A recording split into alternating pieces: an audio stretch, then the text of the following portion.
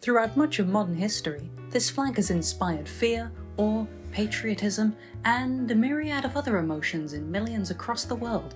To this day, it still sees official use in around 20 different countries and is used unofficially in many more. Even nations with seemingly no connection to Britain have borrowed the iconic 8-line design from the red, white and blue. Since the flag's inception in the early 17th century, it's become a political and cultural icon across the world. It's taken on a life of its own, arguably of equal status to the nation, island and the people that it represents. However, you'll notice throughout the entire introduction, I haven't once given this banner a name. As you'll know, the iconic ensign has a few names that many people just can't seem to decide on. It's a dispute that's so widespread it's become just as ingrained in British culture as the flag itself. Maybe at some point we'll live in a perfect utopia where this debate is long gone, but for now, the question stands. Union flag or Union Jack?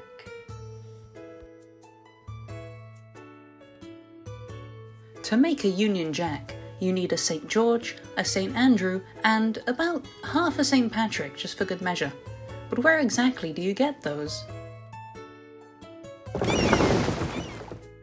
It's a common belief that England got its current flag from the City of London, who used the flag of the Republic of Genoa to protect themselves on their mercantile adventures.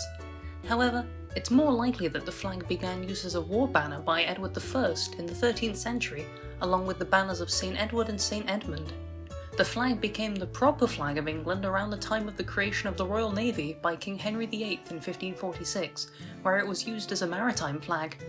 From then on, the flag became the national symbol of England, still used to this day on tacky souvenirs, Twitter racists, and the face of middle-aged men every 4 years. The white cross that Scotland is so famously associated with dates back to the medieval kingdom of Alba and originally had no connection to St. Andrew at all. It was only in 1320, when the barons of Scotland had to justify their independence to the Pope, that the connection to St. Andrew was brought into play. After this, the cross of St. Andrew would see use again as a war banner, seeing heavy use in the Scottish Wars for Independence and from then onwards. Like England, the cross became the proper flag of Scotland during the 16th century when it saw use as a maritime flag. That seems to be a common theme among European countries. Right, so Ireland is a weird one. St. Patrick's Cross was never actually the flag of Ireland until it was absorbed into the UK. In fact, it's debatable if the flag even really represented St. Patrick at all before the end of the 18th century. It's sometimes used to represent Northern Ireland nowadays in sports and such, but that's a story for another time. With the union of the crowns in 1603, the crowns of England, Scotland and Ireland were fused into one, with plans to fully get together in the future. Unfortunately, this unification would take a little while in the grand scheme of things.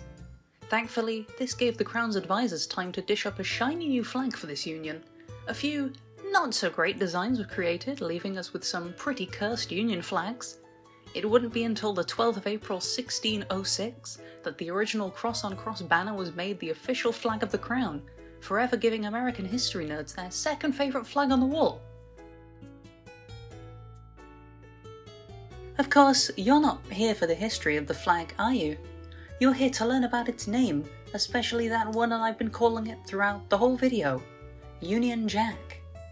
Before we get to that, we have to remember that there's a name that predates both. The first name given to the flag was actually the King's colours, but that name didn't last very long, so let's focus on our actual contenders. From about 1700 onwards, the most common names were of course the Union flag and the Union Jack. At first, these names were mostly relegated to their popular usages, with the flag being, well, the flag, and the jack being the naval jack, as in the flag used on all the boats. I say mostly because that didn't stop even those in charge and in Parliament at the time from using the terms interchangeably. In 1902, it was declared by the Admiralty at the time that the name Union Jack was just a legitimate name as Union flag and could be used to describe the flag as a whole. As the years went by, the two names would live in harmony, both used, both official. Though, with the Royal Navy, the biggest proponents of the name Union Jack, being intertwined with Britain's prestige and international image, it's unsurprising why calling it the Jack became the name of choice for many. And this finally brings us to the modern day, where the debate rages on. Despite the pleas of the Flag Institute and Parliament itself using the name, many people still swear by that the flag's name is strictly the Union flag, with the Jack element being exclusive to the usage out at sea. And this, my friends, is where I have to step in and say a few words of my own on the matter. While of course, both names are official and you can really call this flag whatever you want, I can't help but at least think, isn't Union Jack just such a more fun name? Union flag is boring, non-descriptive, and can be used for a lot of other flags. This is a Union flag, this is a Union flag, this is a Union flag. There's a ton of Union flags, but only one Union Jack. Even besides that, the name Union Jack tells you a thing or two about the nation it represents. Even if you know nothing about the UK, direct usage of a naval jack as its national flag tells you a bit about the nation, that it takes pride in its navy and its maritime past, something the UK definitely does. I'm not going to tell you what to call it, but just know that you're missing out by calling it anything else. Whether you know a friend who adamantly calls it the Union flag, or you're just rewatching the second season of Doctor Who, make sure to send this to your friends so they won't make a fool of themselves in the future. Hello, this is post-production Embur speaking. Hi, I don't like to ask for this that often, but I would in this case very much like to ask if you enjoyed the video, could you please humour me and hit the subscribe button. I hate to ask for this up front, but there are certain features of YouTube that are locked behind that subscriber wall that I can't access. So I will never probably ask for this again, but please, just in this case, please subscribe.